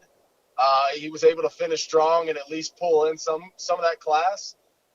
And I'm really looking forward to more so what he does the second recruiting class, or really his first full cycle, because with a new facility that's due to open probably next month, early August, he's going to have so many resources at his fingertips that many, of the past coaches haven't had. And so it's going him on par with the rest of the SEC. So really anxious, and you bring that along with his work ethic and what he believes in and how to get the job done. I think he's done a great job so far. Tate, you were recruited from the state of Texas, I believe, right, to come here to the University of Florida with Urban Meyer. So you know the game and how it works. When it came to Jim McElwain and Dan Mullen, something just seemed to be off. And now it seems that something has been turned on again by Billy Napier. What is he doing that maybe Mullen and McElwain did not? I think that for me, and it's not necessarily a shot at either, I just feel like he's got an edge about him where he's constantly trying to prove himself and he's constantly challenging himself. He's a very edgy personality in a good way. Urban had that about him. He had a chip on his shoulder. He was pretty much set out every single day to continue to climb that ladder towards that championship mentality. And, I think that when you look at Billy Napier, he's been some places, and, you can list Alabama. When you have praise from a guy like Nick Saban, of all people, you're doing something right. And I don't really truly believe that Billy Napier is ever satisfied in the short amount of time and conversation that I've had with him. But he's got to drive. And I think that right now at a place like Florida, coming from a place like Louisiana where he was able to set foundation and the program that he put together works, the development process works, and it equates to winning games. Now he's going to have a crop of talent that's completely different in a conference that is arguably the best in college football in the last 20 years. I think he's got a huge chip on his shoulder, and he's ready to hit the field. Former Florida Gator tight end Tate Casey. You hear him now as the Gator sideline reporter on the Gator Radio Network. He's with us on 1010XL here in Jacksonville. Tate, Anthony Richardson, all the preseason hype, all the acclaim. He will be in Atlanta for media days next week. I've made the point that it's an awful lot of praise for a guy that only threw 64 passes last year and only 59% of those were completed. What do you make of all the preseason hype AR-15 has coming into 2022? Well, I think that it's a little bit skewed. When you look at last year, I kind of equate it back to, the run game that you had to rely on 2 years prior and Dan Mullen's first year with a very young quarterback, right? And you look at Anthony Richardson, still inexperienced with the season of Kyle Trask, and then coming back and you've got Anthony Richardson, and last year was a heavy run component. And I take that with a grain of salt from a statistical standpoint because I'll take 60% of passes completed any day, as long as you're calling plays the next year and you've got some receivers that can get deep. Biggest thing I think that hindered him last year was how much can you stretch the field when we need you?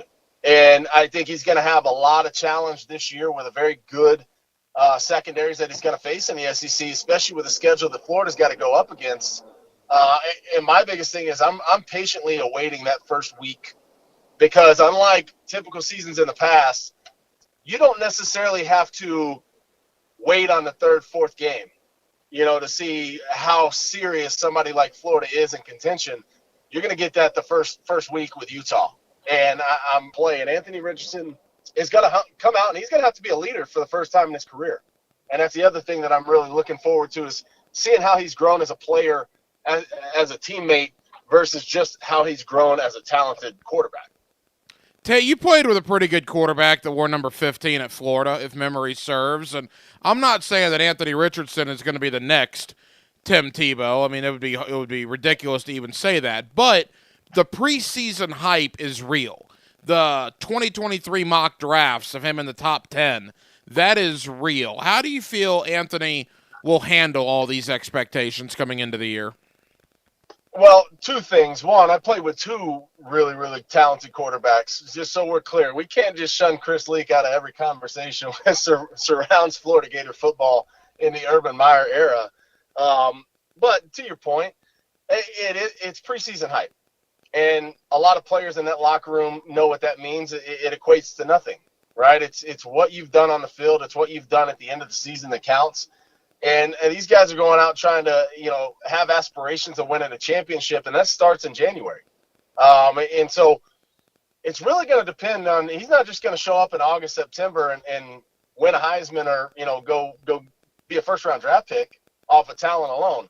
It's all based on systematically what you did in the offseason, how are you leading your teammates on the field, how you're able to pull guys together when it counts, and that's really what's going to determine the end result for Florida and the end result for Anthony Richardson, in December and January. Tate Casey, former Gator tight end. You hear him now on the sideline on the Gator Radio Network. Tate, it wasn't a coincidence that every time Billy Napier stood in front of a podium this year at a press conference, he talked about the transfer portal. We need to bring more talent in. I think Florida's got a lot of talent.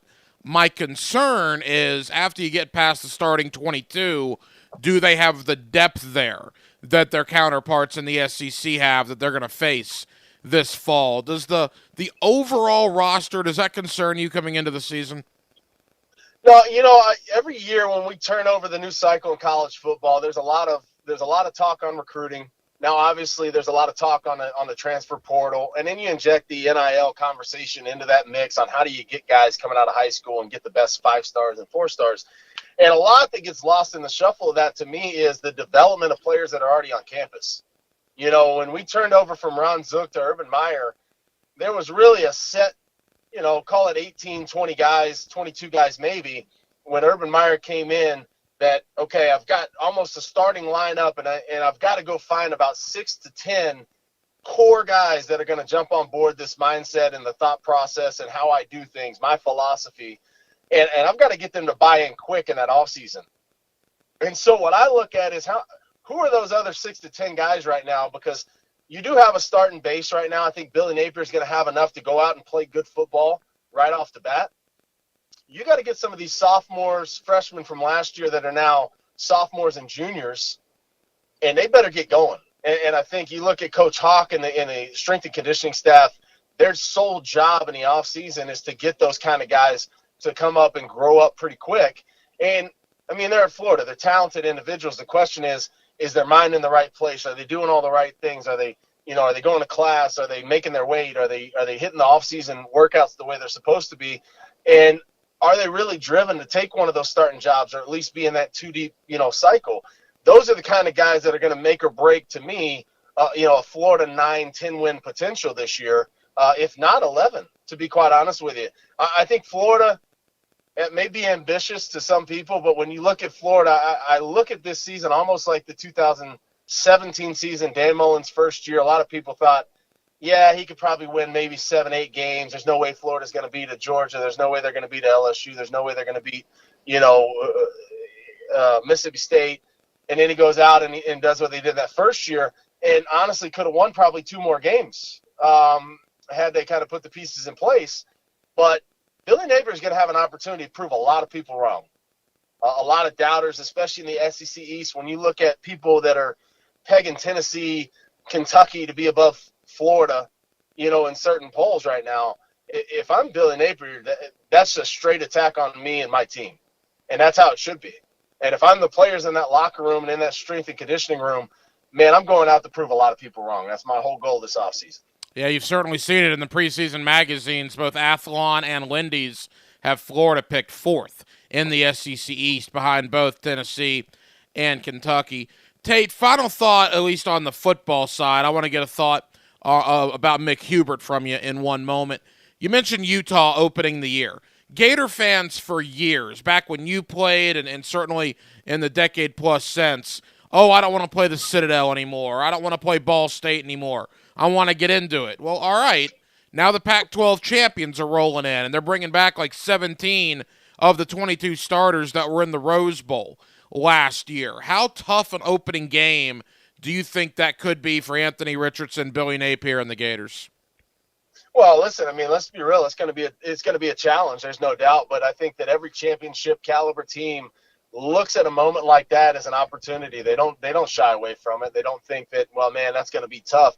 Your whole goal in the offseason is getting prepared for that first game and, being comfortable with the uncomfortable. And that should be what the whole offseason program is based upon, is you get to go out and play the Pac-12 champion. And better yet, the Pac-12 champions coming to play you. You're the show. The Florida Gators are the key point in that game, in my opinion at least. You got to go out to prove everybody wrong day one and then don't look back from there. So, we always wanted those games. The hard part is you don't set the schedule in your 4 years in college, right? We always wanted some of those games to happen, and we're not the ones in control of that. We can only go out and do what we do on the field with whoever's playing us. So, I like the fact that you're seeing a lot more of these cross-conference games to open a season. We saw Michigan against Florida back in, I think it was 2016. You started to see a little bit more of them across college football. I love that, but it also helps the little guys sometimes when you have those games in the preseason as well. Tate, final question. You've made the transition from football player. You're now one of us in the media covering the Gators on the Gator sideline for the Gator Radio Network. Obviously, Mick Hubert was a huge part of the Gator Nation for 3+ decades. He called it a career this offseason. He has now moved on into enjoying his retirement. Just your thoughts on working with Mick Hubert and what he meant to the Gator football and the Gator athletic program. Well, there's a lot that I could give you on Mick, man. Just the way he approaches his business and his professionalism in the booth, and how he approaches everyday life around Florida sports was awesome to see. I can always appreciate Hall of Famers and being able to work alongside of them. And I've had a chance to be teammates with a lot of athletes that have gone on to be named Hall of Famers in not only Florida football history but college football history. And seeing guys like Mick Hubert and even Lee McGriff, who are Hall of Famers in their own rights, it's just awesome to be a part of and learning so much from them. Not necessarily learning when I ask the question, but just watching how they work and appreciating the value they bring to a broadcast and the response of the fans was something else. So Mick Hubert will be missed. I'm really excited to see what the next generation of broadcast looks like. With Sean and really excited to hit the ground running with that this year. But, Mick Hubert is obviously a Gator legend that's going to live on for years to come. Of course, you hear all the Gator games right here on 1010XL every Saturday in the fall. That means you hear Tate Casey right here on 1010XL as he is on the Gator sideline as part of the Gator Radio Network. Tate, thank you for the time, man. Really appreciate it.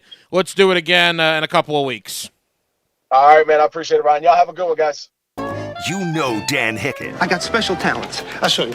Look out. And you know Jeff Prosser. I've had it. I can't listen to one more self-righteous chestnut out of your mouth. Mornings on the Drill. So beggars can't be choosers. On 1010XL. Attention all current lease owners. Before you turn in your vehicle, come get a free appraisal and equity evaluation at Key Buick GMC. Key can pay off your lease early. Do not wait. Now is the time to go to Key Buick GMC. They are currently buying all makes and models. The market conditions are increasing the value of your vehicle each and every day, so come see what your car is worth. Ask for Derek or Steve. That's Key Buick GMC. We are professional grade. Across the street from Tinseltown, Southside and Gate, or go to keybuickgmc.com.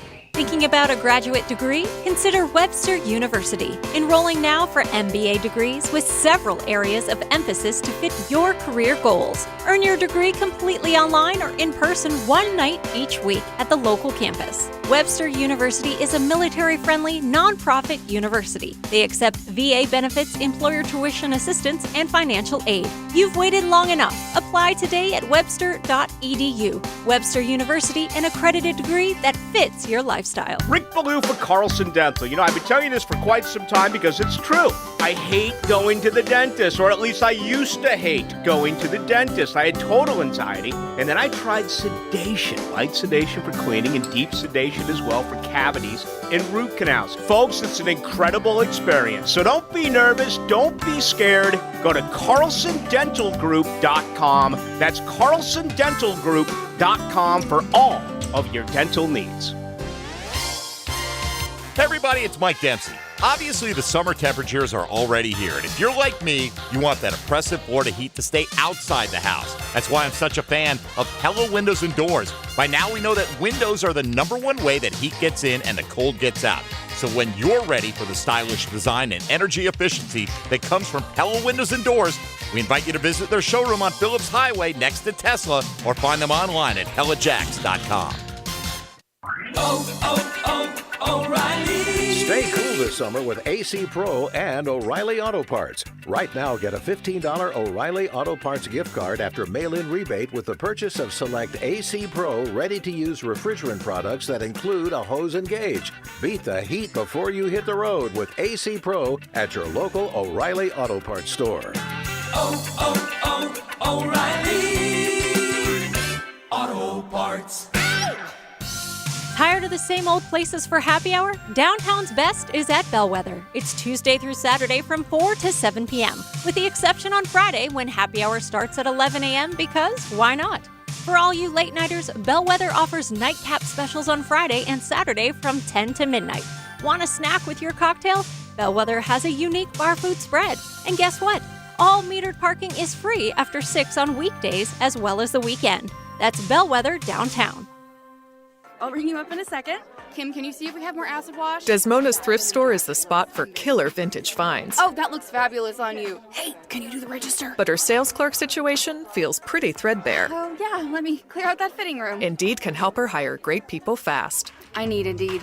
Indeed you do. We instantly connect you with quality candidates whose resumes on Indeed match your job description. Earn up to $500 in sponsored job credits by conducting interviews on Indeed. Visit Indeed.com/credit. Terms and conditions apply.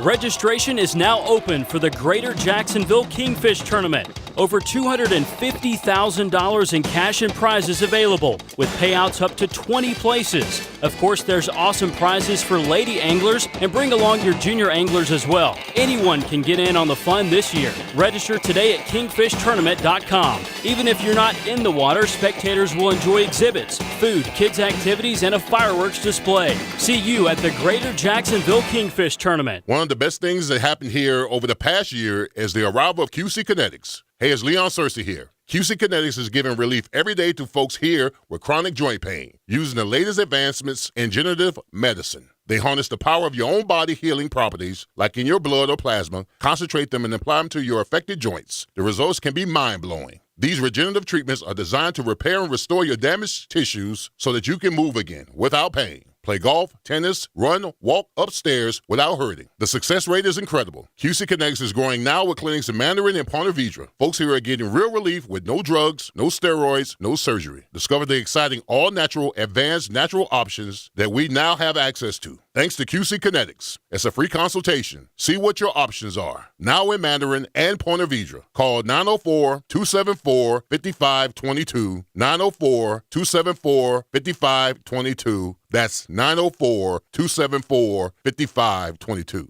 Listen for great phone interviews all day on the Farah and Farah phone line. Next words out of your mouth are either going to be guilty or not guilty. Brought to you by the accident attorneys at Farah and Farah. So please don't tell me what I know and don't know. I know the law. On 1010XL. This 1010XL 92.5 FM hour is powered by Anajar and Levine Accident Attorneys. Call 904-600-4000. That's 904-600-4000.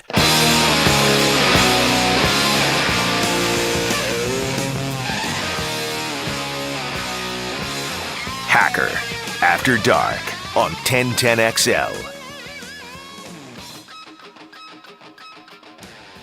Now, another interview on the Farah and Farah phone line. Brought to you by the accident attorneys at Farah and Farah. Back here on 1010XL and 92.5 FM in the city of Jacksonville. We are glad you are with us. The middle of July means training camp. Less than 2 weeks away. Hard to believe. In fact, the Jaguars play a preseason football game in about 3 weeks on Thursday night, August the 4th. With that, let's continue our AFC South preview. We've already been to Nashville. We will go to Indianapolis tonight. It's all about Houston, and that means former Jaguar and former Texan Seth Payne. You get him on Sports Radio 610 in Houston. You can also follow him on Twitter at Seth C. Payne. Seth, how you doing, man? I'm good. I'm excited to get back into football season. It feels I always feel like just like I'm in high school or college where I thought I had all kinds of time to prepare, and then all of a sudden the test is there, and I feel completely underprepared. So, but I'm ready for it. I've been doing this I've been in the NFL in some way, shape, or form for like 25 years now, so I'm used to it. Yeah, the season did kind of sneak up on us a little bit. Hard to believe the Jaguars and the Raiders in the Hall of Fame game about 3 weeks from now. When it comes to Houston, Seth, an outside point of view, looks like, again, a complete rebuild there. The Lovie Smith situation was, I guess, interesting to say the least. What has this offseason been like for you? Okay. Obviously, the Deshaun Watson saga was a haze over everything the last 18 months, and it still is a little bit because the Texans are going to have a first-round pick from Cleveland next year, so Deshaun Watson's suspension or potential suspension could affect how good of a pick that is from the Browns. But I think that once Lovie Smith was hired, and once everybody realized and accepted that Deshaun Watson was truly gone, I think a lot of Texans fans felt like, okay, we can just maybe breathe a little bit of a sigh of relief and get back to just being a normal football team. Not even a good football team, but can we, even if we're a bad football team, can we get back to being a normal bad football team where every move that they make isn't somehow headline worthy? Because remember, even in the hiring of Lovie Smith, that was all kind of weird. I mean, Josh McCown was a finalist and a favorite to win that job. And Josh McCown, still today, has never held a full-time football coaching job. It was a guy who was going to be hired potentially to be the NFL head coach of a team without ever having been a full-time head coach or any of the other typical prerequisites. So it was really weird right up until they hired Lovie Smith. And then Lovie Smith got up, spoke a couple times, and, after having David Culley as a head coach last year, who was another guy who was completely unprepared and unqualified to be a head coach, it felt like, okay, you know what?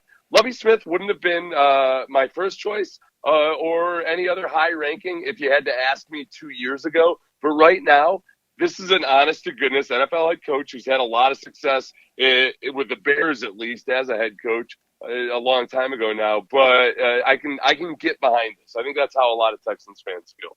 Former Jaguar, former Texan Seth Payne here with us on 1010XL in Jacksonville as our AFC South preview continues. Seth, in the time that I saw Davis Mills, including the game here in Jacksonville, I kind of liked him. I'm not sure if he's the long-term answer. I certainly want to know what you think, but in the brief glimpses, he looks okay. What's your thought on him? He had 2 separate stretches last year as a starter. And in his first stretch, he looked like a guy that got drafted in the 3rd round and wasn't ready to play football yet. And a lot of people were scratching their heads as to why the Texans would even bother drafting a quarterback in the 3rd round last year when they had so many needs. But I think that in hindsight, it's to be expected. They played against some really, really tough defenses when Davis Mills came in. They had Cleveland, they had New England, they had the Rams. They played every defense they played was like a top 10 defense over that first stretch.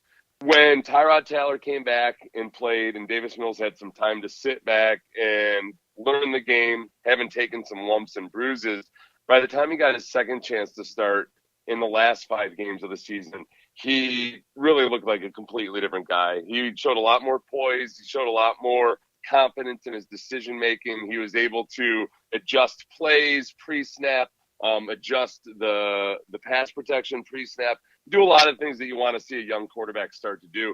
And then I think he has touch on his deep ball. He has some good accuracy over the middle. He does not have an electric arm, but we know that that's not a requirement to be a good quarterback in the NFL. I think the most important thing is that he did enough that it did not seem like at any point this year the Texans felt like they had to reach for one of these quarterbacks in the draft, or that they had to go out and try to trade for a Jimmy Garoppolo or something like that. I think he showed enough that the Texans want to find out exactly what his upside is. And they are devoting all their resources this year to doing that. Now, they're not devoting resources in the way that Jacksonville did. Jacksonville they've got to put some guys around their number 1 overall pick very quickly, and I think Jacksonville's following the right strategy to where they're at the point where they can spend heavily in free agency. But the Texans weren't quite there yet, so they're not gonna spend big money in free agency, but they're gonna put all their energy from the coaching and everything else into seeing what exactly they have in Davis Mills. You know, obviously I'm an SEC homer being in Jacksonville. I firmly admit that. But when I see the Texans in the draft, and I see them with Stingley and with John Mechie and, you know, with all these guys they bring, Austin DeCoulis out of LSU, Christian Harris out of Alabama. I mean, the Texans went SEC heavy. Seth, I kind of like what they did. What was your thought on their draft class? I think that that was definitely one of the themes that we picked up on, and I think that there's kind of what Urban Meyer did too, but we know that it was that, but different. Where I think they went very much after guys that had proven themselves at big time programs, and guys that had played for coaches perhaps that put a lot of stress and pressure on them. And that's the kind of guy that they want. This felt very much like there was a high standard for football character in this draft. Most of the guys that they drafted, when you read into the reports from their coaches and people that know them, they were just gushing with praise over their work ethic, their maturity, all those types of things, which again, I think is something that the Texans, where they are in their life cycle right now, they really, really need. You know, they're not at the point right now where they should be gambling on a character risk because that could be the missing piece. They need to try to establish this thing from the ground up. And that seemed was part of the foundation they're trying to build. And whenever coaches or GMs talk a lot about character, because frankly, I think a lot of times it's a nice idea and it's based on a bunch of reading they did in the off season, or it's a good motivational placard or something.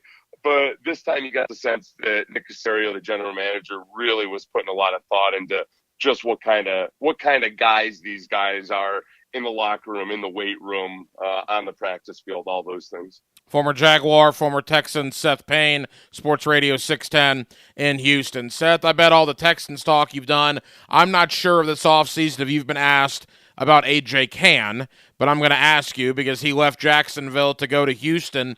Is he going to start on the offensive line? Is that the plan for him out there? Yeah, I think he'll probably start at right guard because the second-round pick they had from a couple years ago, Max Sharping, has shown some glimpses here and there, but largely it seems to be pretty stagnant. Justin McCray got some time as well last year, but A.J. Cann, especially because his offensive line coach came over from Jacksonville too, I think is penciled in as the starter and is the kind of guy that I think is exactly what they need right now, where they have Laramie Tunsil.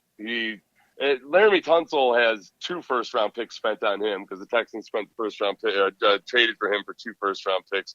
Titus Howard, I think, is going to go back to right tackle. They drafted Kenyon Green, another SEC guy, to play left guard. So they got a whole bunch of first-round picks devoted to that offensive line. I think that A.J. Cann is the perfect guy who's like, hey, look, this is a veteran player. He's solid.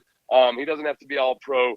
We just need him to be in here and provide some continuity. And they really seem to like him so far. Yeah, you mentioned George Warhop over there in Houston.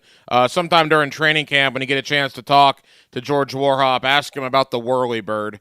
We had a lot of fun with that here in Jacksonville last year. That resulted in a pick 6 against Arizona, the whirly bird there. That was fantastic stuff from the Jaguar offensive line. Seth, final Texan-related question for you, because I want to get to your former teammate Tony Boselli in a moment as well. What's realistic for Houston? I mean, we know they're in rebuild mode, but is it doomsday, or could they win, 5-6 games this year? I think that the thing that people haven't really picked up on with the Texans, and not that I would expect people to, there's no reason that people should have been paying that much attention to Texans games the last year. But it's that Nick Caserio has really been slow to play rookies. He hasn't wanted to draft a ton. They've traded a lot of picks away or consolidated picks to where they don't have a ton of rookies on the roster. And he wants them to play when they're ready to play, and he wants them to play behind veteran players. So they have a bunch of journeyman type of guys who are starters on this team, but they're guys who don't mess up the way rookies do. So if you look at a team like the Jets last year, midway through the season, they decided, hey, we're playing youth. That's it. We're just going youth across the board. And teams like that, no matter how much positive they do, they're going to mess it up for themselves a lot. The Texans don't necessarily shoot themselves in the foot as much as other bad teams do, which sounds like an odd thing to brag about. But because of that, I think that with some competent quarterback play, and with perhaps better coverage in the secondary just because Derek Stingley is there, yeah, I think they could easily I think Vegas has them as a 4.5 win team, but 4.5 over under this year. So I think that they could win 5-6 games, and it wouldn't be a huge shock to me. To be a lot better than that, frankly, right now, they just simply don't have the playmakers. So I don't think they're going to be the worst team in the league. I think that there's just more steadiness across the roster. But there's certainly a ceiling on how far they can go with this roster. Seth, you were drafted here in Jacksonville in 1997. You were Tony Boselli's teammate for 5 years, I want to say. You, Boselli, and Gary Walker are like forever linked in the expansion draft. You and Gary went out to play for Houston. Tony didn't because of the shoulder injury. But with all that being said, your former teammate, Tony Boselli, is going into Canton, Ohio, into the Pro Football Hall of Fame here in a couple of weeks. Just your thoughts on Tony taking his place there in Canton. I think the thing about Tony that was always so impressive to me, and that I think people just wouldn't realize, is just how good and smooth an athlete he was. And it's the same thing that happens with NBA players sometimes, where people don't realize how good the centers are or how athletic they are because they're around, these 6'4" super freaks all the time. You can't really appreciate how athletic a center is when there's all these other guys running around him. Tony was kind of that guy where, because he's an offensive tackle, because he's sharing the field with Jimmy Smith and Keenan McCardle and Fred Taylor and all those guys, you don't quite appreciate how freakishly athletic he was. And because of that, he could just physically dominate and handle guys in a way that really only other Hall of Famers do. I played against a bunch of Hall of Fame offensive linemen as a player. And the thing that I think sometimes surprises people is when I tell them that, there's not necessarily I don't respect a pancake block as much as I respect a guy that just does everything so efficiently and so smoothly that he never has to pancake block a guy.